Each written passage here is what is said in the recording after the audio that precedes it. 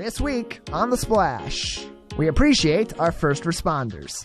Then we take a look behind the scenes at the DIA. And later, healing through art.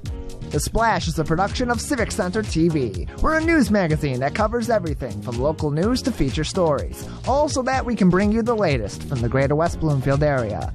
And now, let's dive into The Splash. Welcome to The Splash. I'm Brooke Allen. Thank you for being with us. First responders make it their duty to be there for us when we need it. The Optimist Club of West Bloomfield wanted to honor these responders, and we sent Tyler Keefe to cover the story. In honor of Police Week, the Optimist Club of West Bloomfield invited local first responders to their weekly meeting to celebrate their dedication and service to our community.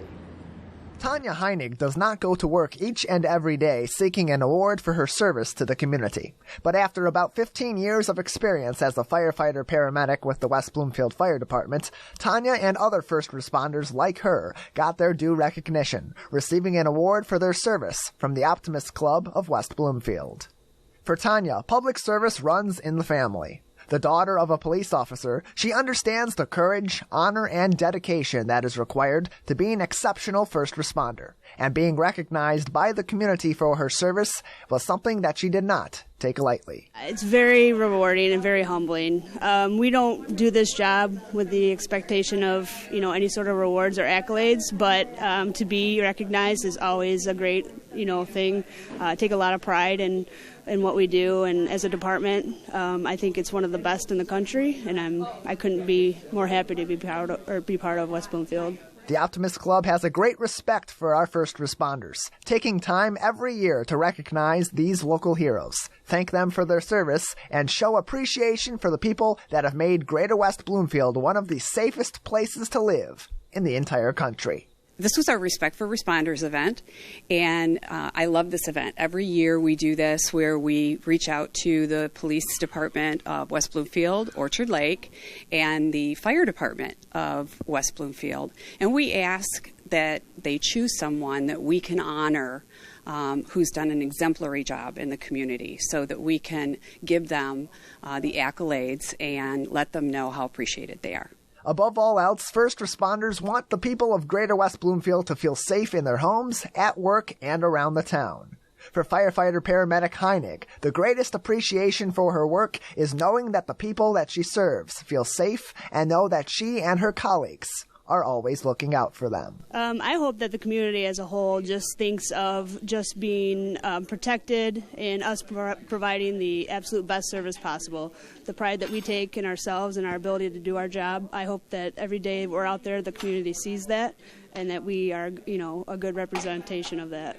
And the people of Greater West Bloomfield do see that dedication in first responders such as Heinig, recognizing that each and every day they look out for us as if we are their neighbors, friends, and family, a care that brings longtime residents such as Sherry Van Vliet a world of comfort. I have lived here for 25 years, and I have never felt more of a community in my life.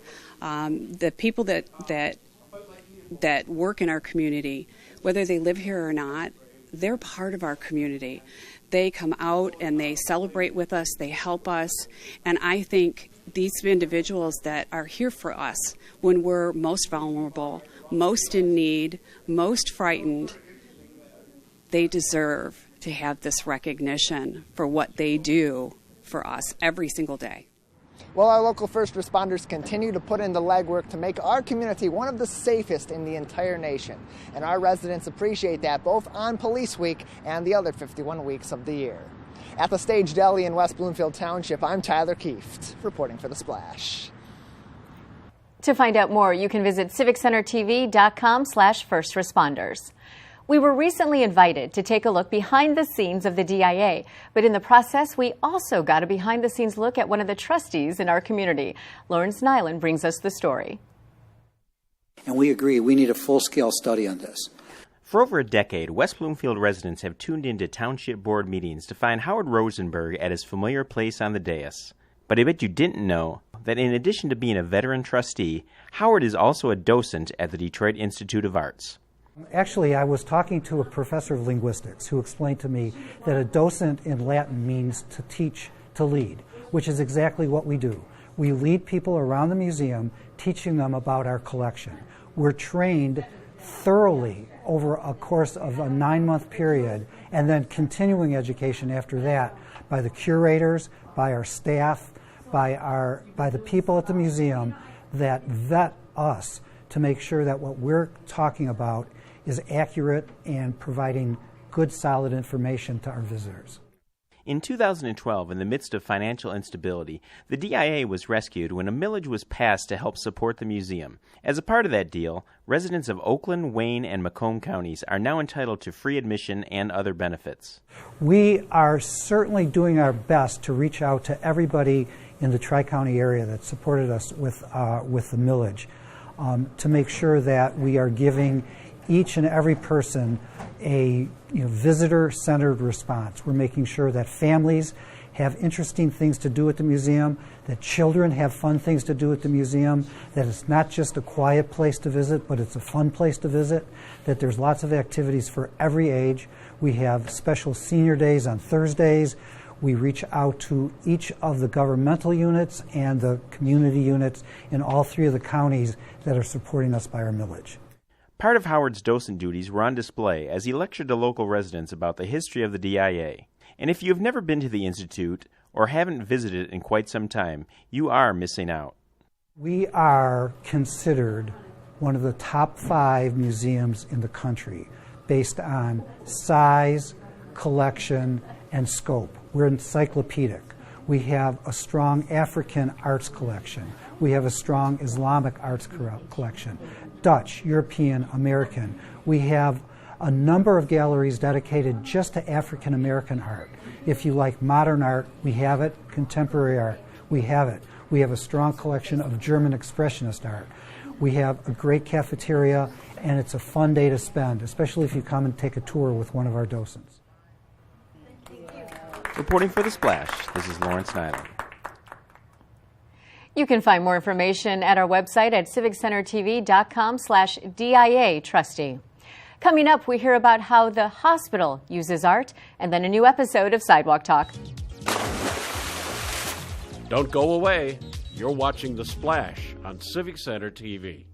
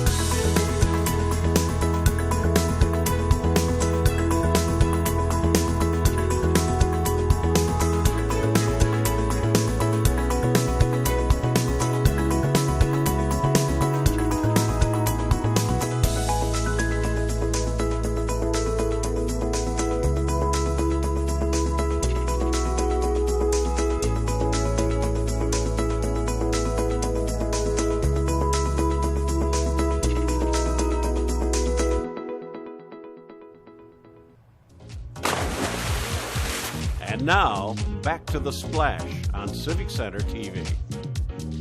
Welcome back to The Splash. I'm Brooke Allen. Thank you for being with us.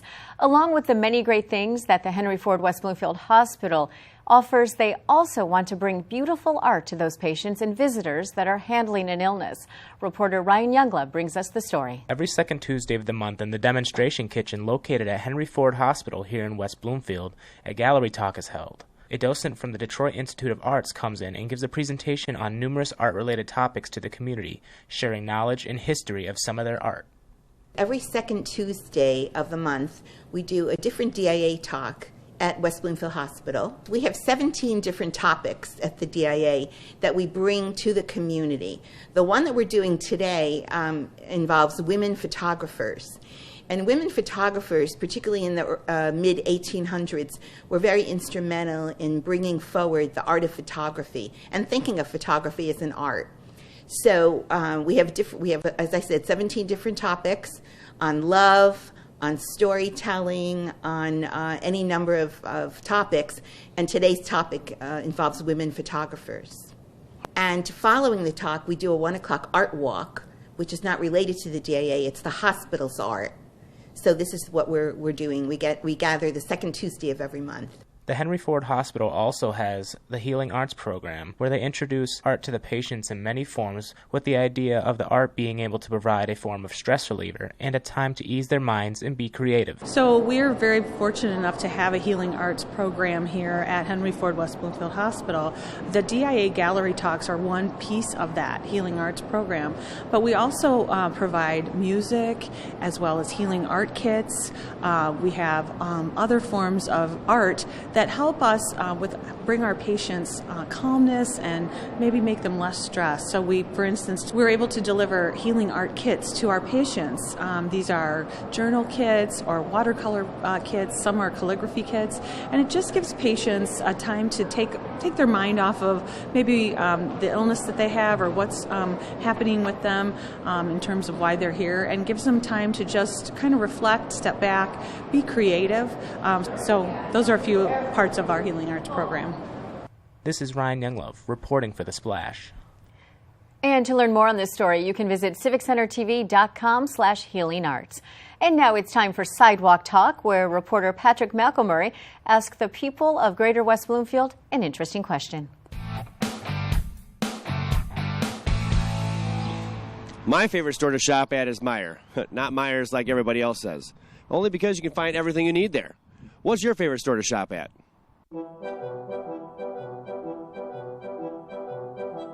I guess probably Kohl's. They happen to have like big and tall stuff. So every once in a while when I stroll in there, I can find something that actually fits me without having to order it online. So. Plus you get the Kohl's Cash. Yes, Kohl's Cash. I love Kohl's Cash. I never spend it, but I paid to shop. Yeah, paid to shop. I don't have a favorite store. The mall is my favorite store. Plethora option. Yeah, I'm a shopaholic, so I tear them all apart. That way, the mall you have plenty of places to go. Yeah, I'm a clothesaholic. Okay, there's a store in Lansing called Horrocks. They sell vegetables, flowers, fruits, candy, all your plants, and it's just the most fun store to just go spend 2 hours walking through. And while you're walking through and shopping, you can have a cocktail. I need to go to that store. It's great. Well, I would have to say the grocery store. It's so quiet and peaceful in there. I used to hate the market, but now, me and the market. What is your favorite store to shop at, and why do you like it so much? Wow, good question. I would say probably Meijers. Meijers, number one, is got what I want.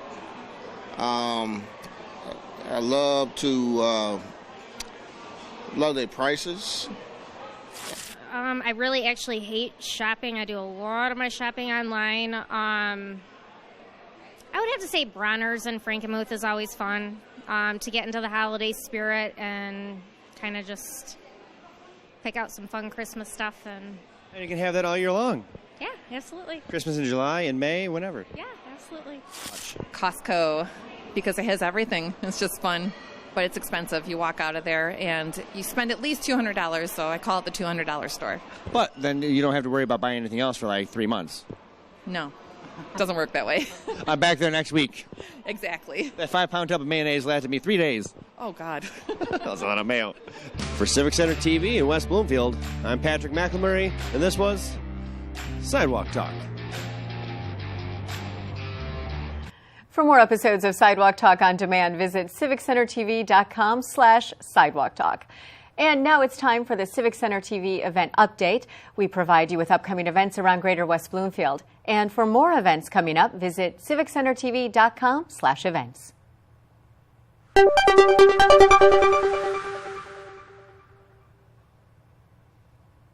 Let's Talk, an ESL discussion group, is taking place Wednesdays from 10 a.m. to noon at the West Bloomfield Public Library. It's open to anyone learning or hoping to improve their English language skills. A tutor will be present to facilitate the conversation. Sign up is free, and for more information, visit wblib.org. Women of Will, Wisdom, and Witness, the feminine presence of Scripture is happening at Pine Hill Congregational Church Wednesdays from 7 to 8 p.m. The class will bring the women in the Bible to the forefront of the story. Cost is free, and for more info, contact drcapacker@gmail.com. Dispose of prescription drugs with Operation Medicine Cabinet, happening year-round in West Bloomfield, Keego Harbor, and Orchard Lake. It takes place at the police departments of the 3 communities. Disposing of drugs is completely anonymous. Open 24/7 in West Bloomfield, Tuesdays and Thursdays, 9 a.m. to 2 p.m. in Keego Harbor, and Monday through Friday, 8 a.m. to 4 p.m. in Orchard Lake. For more information, visit oakgov.com or call your local police department. Become an Apple Island docent. Training takes place June 5th from 7 p.m. to 9 p.m. at the Orchard Lake Museum. With this training, you can then lead a tour of Apple Island or guide second graders through the museum. There is no cost, but you must RSVP at 248-622-7570. For more information, visit gwbhs.org. Come play board games with cats Saturdays from 11 a.m. to 4 p.m. at the Meow Town Lounge inside Pet Value. Join for a day of board gaming with all adoptable cats. All ages are welcome, and you must register before. For more information, send an email to meowtownlounge@gmail.com. And that's this week's highlights. You can find more events online at civiccentertv.com/events and see everything going on in the greater West Bloomfield area. We're going to take a short break, and when we return, we'll be speaking with Gina Gregory, president of the Greater West Bloomfield Historical Society. Don't go away. You're watching The Splash on Civic Center TV. Civic Center TV is your home for everything Greater West Bloomfield. Here you can tune into community programming such as our weekly news magazine show, The Splash, as well as coverage of local events and meetings in Keego Harbor, Sylvan Lake, Orchard Lake, and West Bloomfield. You can also watch all of your local programming online anytime at civiccentertv.com. Civic Center TV, television that's close to home.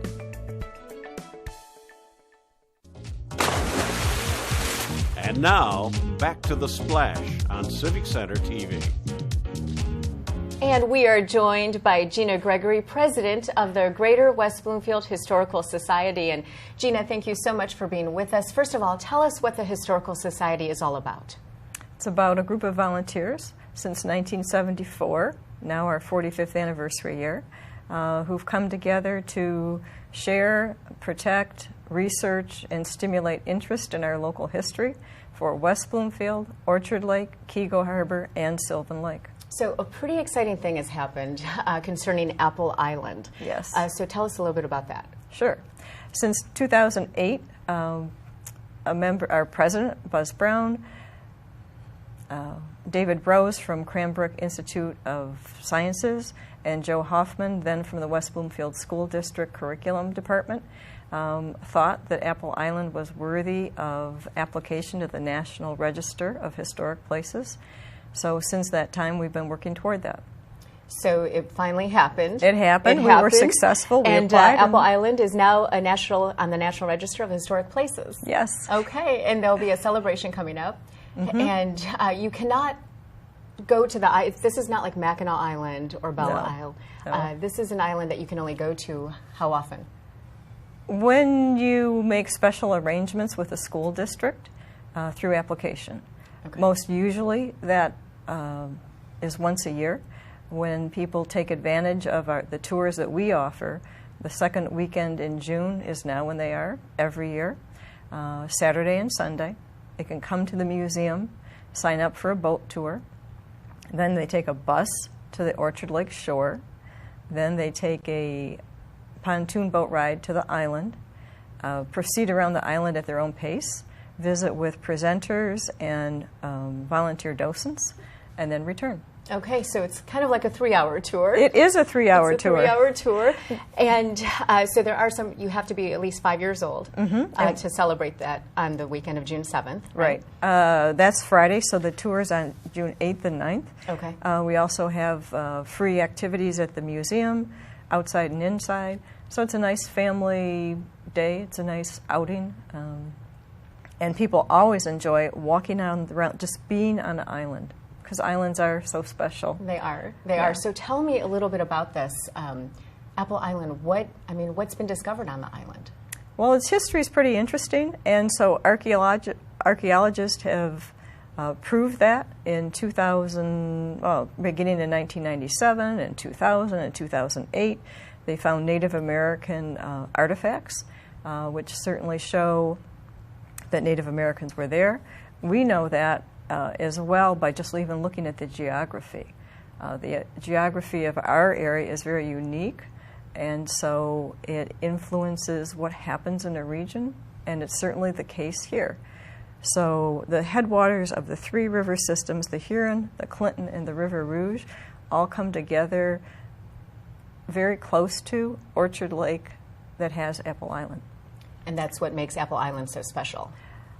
No. Oh.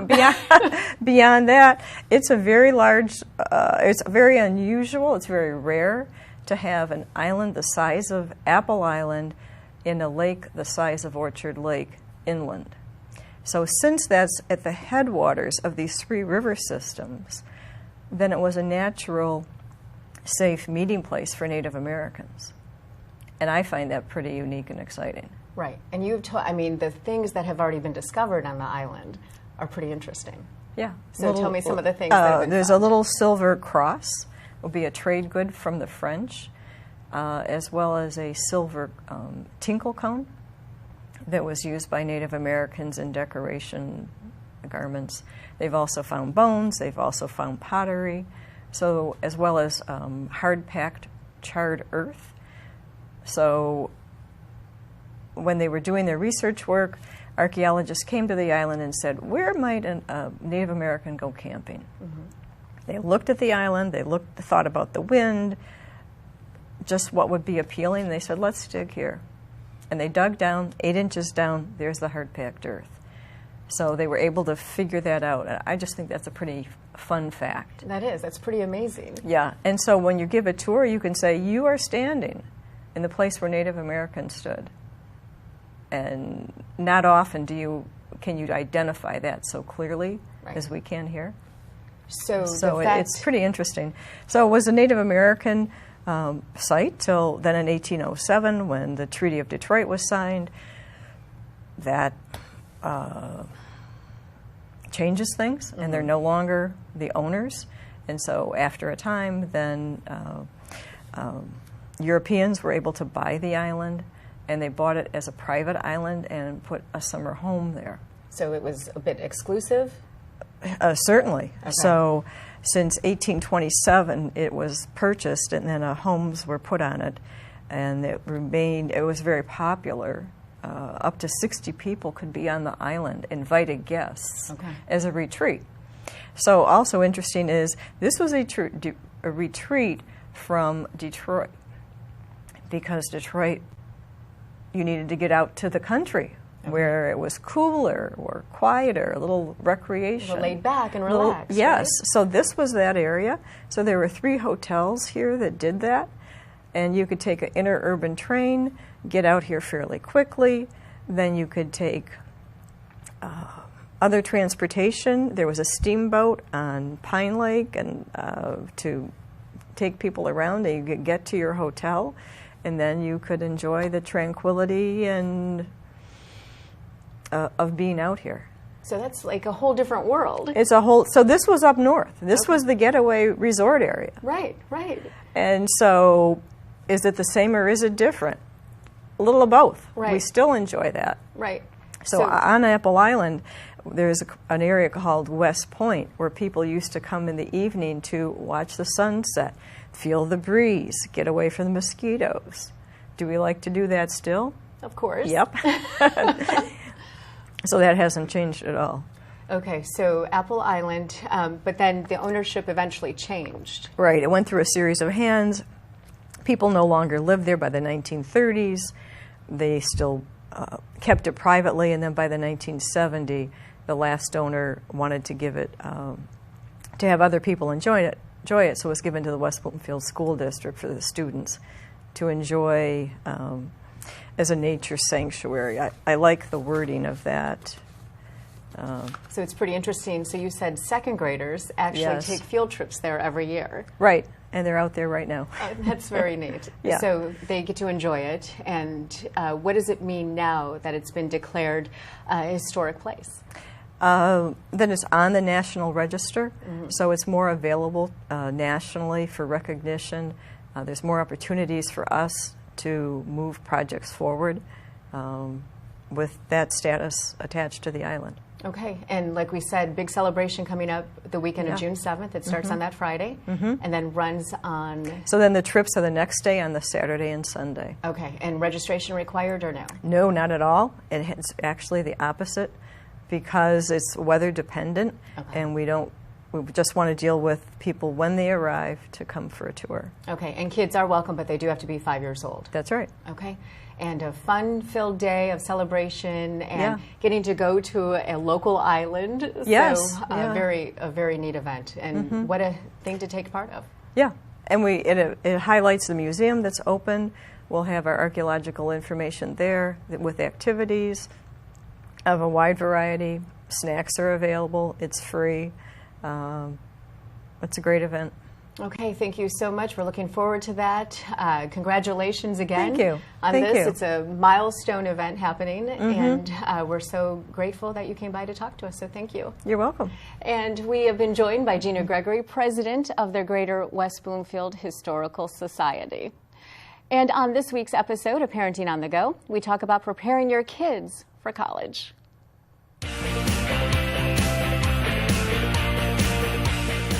Hi, welcome to Parenting on the Go. I'm Brooke Allen, and joining me today is Julie Braley, counselor at Walled Lake Central High School in the Walled Lake Consolidated School District. So you are a high school counselor, which means everyone thinks about college with you, right? So what should students and parents start having, when should they start having conversations about college? So middle school is the ideal time for parents and students to start having conversations about college and about careers. And parents want to start helping their students identify their strengths and also careers that they think may be a good fit for them. It's imperative that students understand the connection between their strengths and potential careers, as well as the relationship between potential careers and colleges. So for example, if you have a student that is interested in architecture, advising them that they should be looking for schools with architecture programs. Families have a tendency to sometimes do that search backwards, where they'll look for a school first before actually finding out if the major or career that their student is interested actually offers it. So another thing, middle school is a developmental period for students. That's when they're developing their study habits, their routines, and their attitudes about their futures. So providing support and monitoring their academics and helping them understand that middle school can actually be the building block for success in high school and in college. So middle school, what age are we talking? That seems young to me. Yeah, so we're talking 6th to 8th grade. Okay, so 6th to 8th grade, yes, that's when you need to start putting it in their minds. Exactly. Okay. Yes, you want to start then. So when a kid is thinking about college, what are colleges thinking about when they're looking for a student? Yes, that's a great question. So colleges look at a few factors when they're determining if a student is admissible. So first, they'll be looking at a student's cumulative grade point average, which means they're looking at the average of a student's semester grades starting with their freshman year. So freshman year matters. Yes. In most schools, we'll use a 4.0 scale, although there are some variations with the scale. Colleges will also be looking for class rank, which is how your student compares to the others in their graduating class. Some schools will use college or class rank, where other schools will not use class rank. So if your child attends a school that does not use class rank, then they just need to know where they fall in their class. So for example, are they in the top 10%, or are they in the top 25% of their class, and so on. So how much are extracurricular activities? You know, you always hear, oh, you have to be on this team, you have to be the school president, you have to do all of this. Is that true?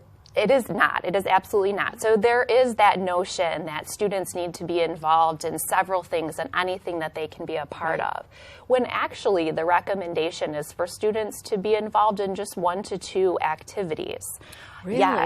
Yes. So 1 to 2 activities per year or semester, or how does that break down? So they want to stay consistent. So if they start something in 9th grade, colleges are going to want to see that they complete it for 9th grade through 12th grade all year. So they want to see consistency, they want to see depth, so they're looking for that commitment. Okay, so what about the college essays? You know, I know that that's something that students stress about, but that doesn't happen until what, the junior or senior year? Senior year, yes. Okay. So students will be writing their essays senior year when they are applying to schools. Now, some students will get started earlier with those essays, which can be very important and can be helpful for students, and that gives them time to make sure that their essays are reviewed and that they have time to make corrections to their essays and make sure that they're ready to go. And how can parents help their students through the college process? Because that's so stressful. It is. It is a very stressful process. And I want families to know that it's okay to relax a little bit and have fun with the process. So parents, I know. I'm laughing because I've never heard anyone have fun with this because it is so stressful. It is. It is stressful, but it's about self-discovery for a student. So really, as parents can help their children by allowing them those opportunities to explore their passions, explore their interests, and really just allowing the student to get to know themselves. And I think that also it's instrumental for parents to get their kids on college campuses. I think that's the best way for a student, for a parent to know if the school is a good fit for them. Colleges have several opportunities to get students on campuses. They have open houses, you can request tours, so there's a lot of opportunity for students to get on campus. And that's important because the student actually gets a glimpse of that college life, right? Right, and they can see, do they see themselves on that campus? Is it going to be a fit? Can I live here for 4 years? Right, right. Yes, all right, thank you so much for being with us today. Thank you. And thank you for watching this episode of Parenting on the Go. And if you would like to look up more helpful parenting tips, you can visit the West Bloomfield Youth Assistance website at wbyouthassistance.org. For more episodes of Parenting on the Go, visit civiccentertv.com/parenting-to-go. And now it's time for our final segment, Person of the Week, where we celebrate the people in the community who are inspiring and providing toward others. And this week's recipient is Romy Shubitowski of the Greater West Bloomfield Chamber of Commerce. A longtime member of the Greater West Bloomfield Chamber of Commerce, Romy has played a key role in helping her fellow men and women in business in our community thrive, both in business and in life. A supportive partner and friend, Romy has served as a strong advocate for partnership, commerce, and the continued successes of our local businesses. A former president of the Chamber, Romy quickly grew a reputation for being a positive, eager, and friendly person who is always willing to help a lending hand, and that reputation earned her honors in the Hidden Treasures Honor Roll at this year's Michigan Week Awards breakfast. Romy Shubitowski is a true friend of the businesses and the people of Greater West Bloomfield, which is why she is our Person of the Week. And if you know someone who is making a positive difference, let us know. Send an email to thesplash@civiccentertv.com. We want to congratulate and acknowledge those making a difference in our community, and we appreciate your suggestions. That's it for this week's show. You can watch new episodes Mondays at 5:30 p.m. at Civic Center TV on Comcast 15, AT&T 99, and online in HD at civiccentertv.com. Follow us on Facebook, Twitter, and YouTube at Civic Center TV. And for more Metro Detroit news, you can listen to me and Greg Bowman weekdays from 2 to 7 p.m. on WWJ Newsradio 950. And for all our friends in Sylvan Lake, Orchard Lake, Kego Harbor, and West Bloomfield, I'm Brooke Allen. Thank you for watching The Splash.